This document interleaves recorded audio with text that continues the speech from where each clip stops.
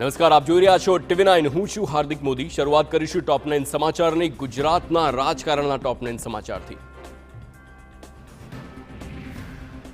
ગુજરાતની ધરતી પરથી લોકસભામાં વિપક્ષના નેતા રાહુલ ગાંધીએ હુંકાર કરતા કહ્યું કે અયોધ્યાની જેમ ગુજરાતમાં ભાજપને હરાવીને રહીશું. આ વખતે તેઓ ગુજરાતમાં ભાજપને હરાવશે.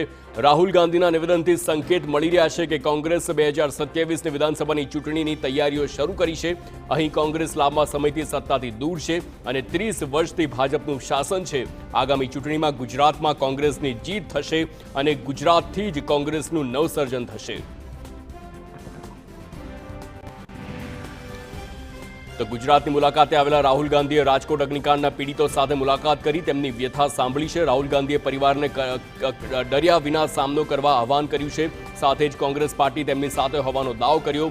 પીડિત પરિવાર પણ કહ્યું છે કે અમારી ન્યાયની લડતમાં રાહુલ ગાંધી ઊભા થયા એનો આનંદ છે. અમને આશા છે કે અમને ચોક્કસ ન્યાય મળશે.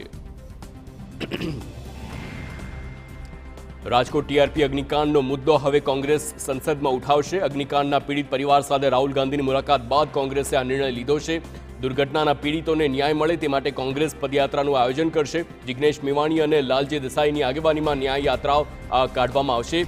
મોરબીથી રાજકોટ, બોટાદ, વડોદરા, સુરતમાં ન્યાય પદયાત્રા યોજાશે, જેમાં રાહુલ ગાંધી પણ ઉપસ્થિત રહેશે.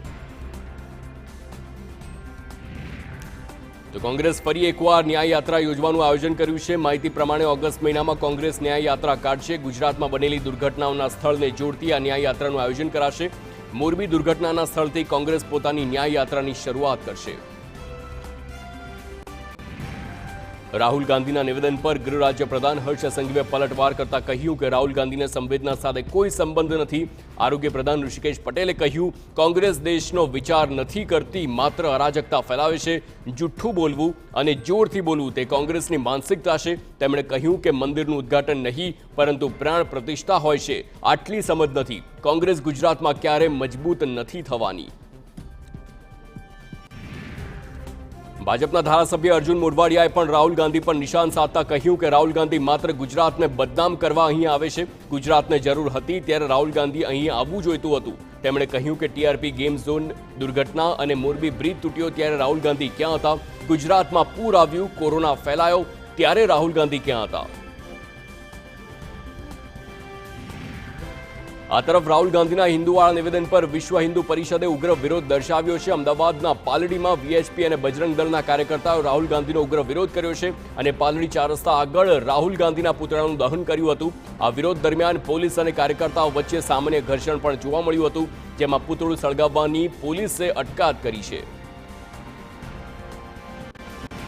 કેન્દ્રીય સહકાર પ્રધાન અમિત શાહની અધ્યક્ષતામાં ગાંધીનગરના મહાત્મા મંદિરમાં 102માં આંતરરાષ્ટ્રીય સહકાર દિવસની ઉજવણી કરવામાં આવી છે. કહ્યું કે પીએમ મોદીએ કાશ્મીરમાં ભારતનો તિરંગો ઝંડો ફરકાવ્યો.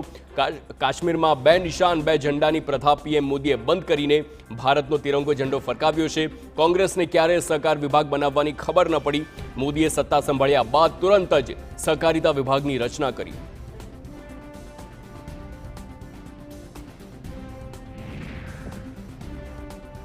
તો ગૃહપ્રધાન અમિત શાહે પંચમહાલના ગોધરાના આંગડિયા ગામની મુલાકાત લીધી. સહકારી મંડળીની મુલાકાત કરી મંડળીના સભાસદો સાથે સહકારી માળખાને લઈને ચર્ચા કરી.